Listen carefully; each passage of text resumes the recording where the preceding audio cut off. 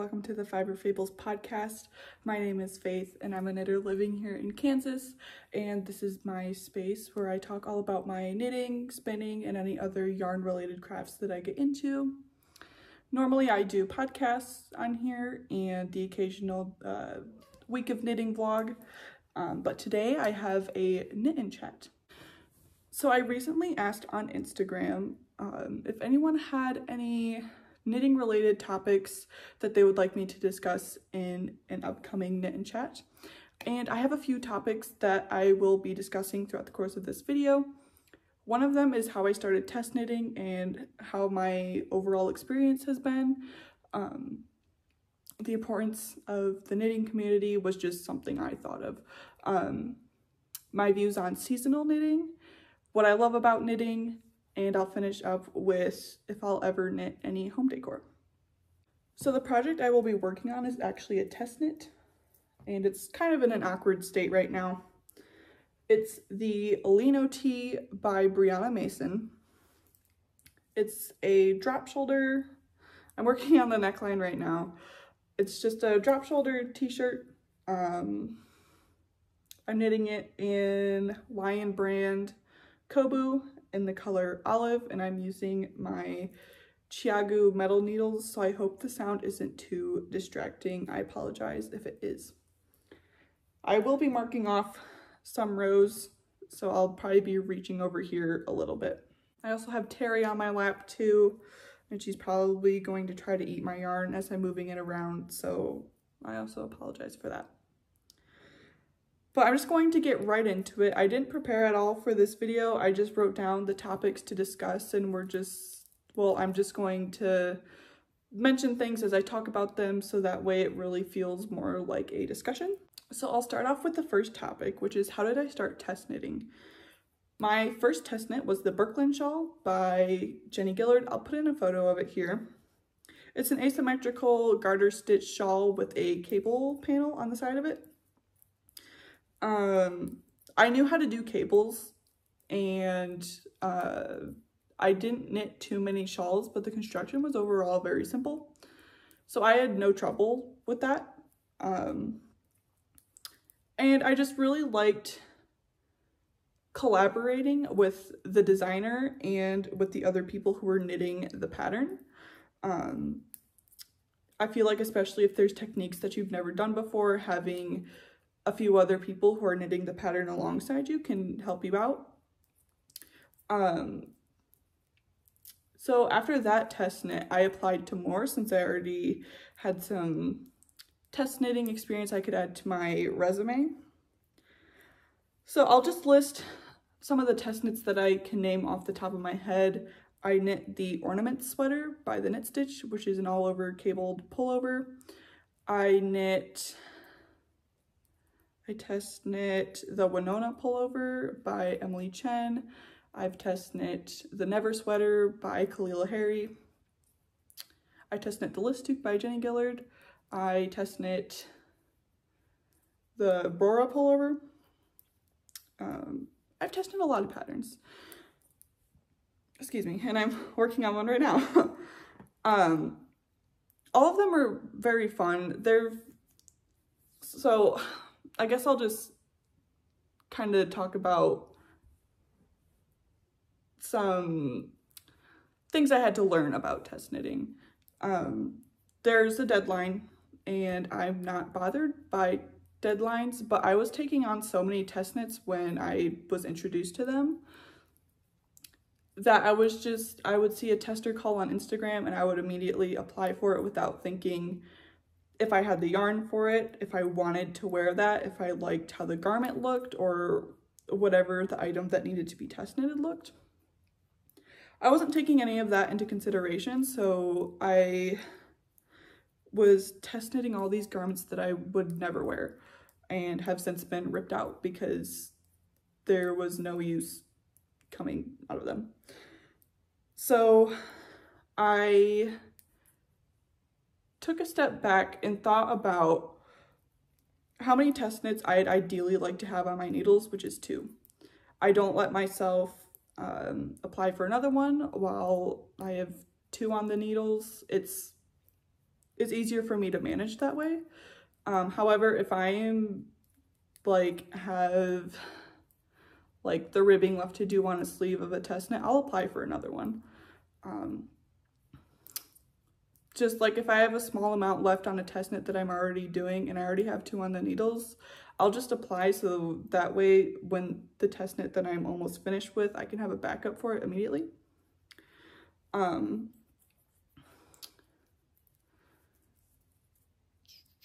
guess that's really the big thing that I've learned from test knitting. And I did have a hard time like getting discouraged when designers wouldn't pick me. I don't have a super high following on Instagram, and I know that turns off designers sometimes if you don't have over 1,000 followers on Instagram, which I don't think is right in a way. I feel like most designers who really look at your following, they have a high following, and they're worried about the reach of their garment when they already have so many followers. I don't know why they would be really concerned about how their pattern is going to do, but I'm not a designer. I'm not in their shoes.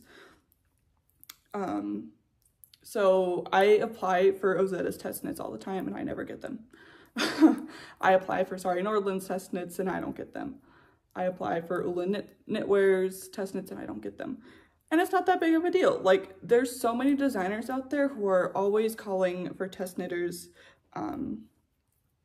The Knit Pearl Girl, I've test knitted for her. Well, preview knitted. But I feel like the way to get into test knitting is to have a friend who's releasing a pattern. Jenny let me test knit for her like several times, twice, but that's a good way to kind of like get into test knitting, is if you have a buddy, you know, marking off a row. Hold on. And really, as you build up experience, the more people are going to accept you into test knits. But my overall experience has been really good. Like, as I said before, I love collaborating with other people. I've never had anyone be rude to me. I've always met a deadline, even if I've struggled with finding the motivation to work on the test knit. And something else that was also included in this topic was if I enjoy group chats or not. And it depends. I really like small group chats, so with the List Toque and the Brooklyn shawl, those were really small group chats that I actually really enjoyed. I get really overwhelmed when I'm bombarded with text messages or frequent texting in a group chat. It's just not my thing. I'm not a big fan of it. But if it's a larger group chat and I have the option to not be a part of it, I'll typically choose that. Just because I don't want to add any additional stress. And if I have a question, I can always email the designer. So really it just depends. If there's some friends that are doing the same test knit as me, I'll join the group chat. But if it's not required, I won't, just because of that socializing aspect of it, I guess. But yeah, no, test knitting group chats aren't really for me. And that's totally okay. The next topic I'll talk about is the importance of the knitting community. So I started my knitting Instagram late 2022. I think it was December. And I had a few garments that I've knit. But I wasn't making friends right off the bat. I didn't feel particularly included, because I would have like bigger accounts following me, and then as soon as I followed them back, they would unfollow me immediately. And to me, as a new knitter, I just was like considering deleting my Instagram. It was hard for me to make friends, and just I feel like people didn't care about what I wanted to see. And I don't know how to word this.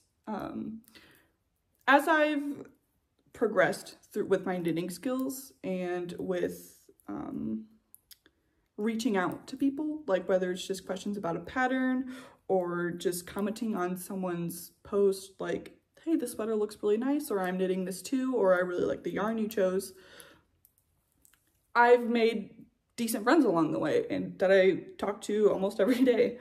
And I think that's really important because you're building relationships with people who have the same hobby as you, who love yarn and knitting sweaters and knitting with wool in 90-degree weather.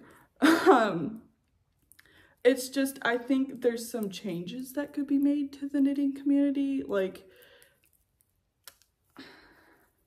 I don't want this to turn negative, but I feel like we could be more welcoming to newer knitters. And I think there could just be some more excitement in the knitting community, because I feel like I paused this because I didn't really know what I was going to say at this point. Now thinking about it later in editing, I feel like there's just such a distinct line between popular knitters and newer knitters who aren't well known, and I just wish that that barrier didn't exist. There's definitely popular people and there's popular patterns and popular yarns, but I think more people need to realize that not everyone has access to expensive yarns and you know, just things like that. And I think, like, I feel like it's a nice, like, escape from the real world to just talk to someone about crafting. I'm not really sure where I was going with that, but those are some things that I would just like, that I just like to touch on. The next topic is about seasonal knitting and whether I think you should follow the seasons when knitting. When I first started knitting, I didn't care.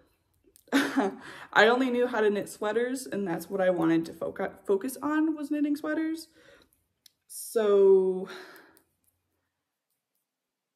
I guess I didn't care then, but I care now because I live in Kansas and it is currently 90 degrees outside. Which is why I'm knitting with this Kobu. I think if you're serious about your knitting and you typically wear your knit garments every day or quite frequently, I think it could be important for you to focus on seasonal knitting. I'm knitting for the warmer months this year. While I haven't immediately started on a whole bunch of them, I do have plans because I don't want to be wearing wool when it's just this dry, heat, kind of humid weather. But you can totally knit whatever you want, whenever you want. No one's gonna tell you that you can't. Knitting police don't exist. There's just rude people out there. But if you want to knit a thick woolly shawl in the middle of summer, go for it. If you want to knit a silky, smooth camisole in the middle of winter, go for it. Because I'm like, it doesn't matter. It's your knitting. Do whatever you want. The next topic is what I love about knitting. I love that it gives me something to do. A lot of people say this, and I 100% agree. What did I do before I was knitting? Like, did I really just sit down and watch a show without doing anything? Yes. I don't know how I did that. I feel like it's a very productive hobby too, so I like getting something out of just spending hours and hours and hours on something. So I love making my own clothes. I love the friends that I've made along the way. That's really important to me. I thought that I would never have knitting friends. I even tried to force my sister to get into knitting, and she said no. So I'm happy that I have friends that knit. I love the yarn. It's no secret. I have a lot of yarn, and I love having a lot of yarn. I know some people don't. That's totally fine. But I love looking at yarn. I love touching yarn. I like thinking of the possibilities that you could do or things that you could make with yarn. What else do I love? It just brings me joy. There's really nothing else in my life that brings me this much joy. It's relaxing for me. It gives me something to do. It's productive, as I said. I just love everything there is about knitting. I love my podcast that I do here on YouTube. And yeah. The last topic is about home decor and if I see myself making any home decor. I'm kind of on the fence. I'm not a fan of scrappy projects, and I know a lot of people are using their scraps for sweet shop blankets, Stella quilt cushion. I want to make those, but I can't bring myself to use scraps for that. And everyone's projects, they're beautiful. I'm not hating on anyone. But it's just, I recently moved here. There's nothing really in my house yet because I just moved. And I don't have a lot of my stuff that I previously had in my old apartment. So we're still waiting, because I do live with my boyfriend.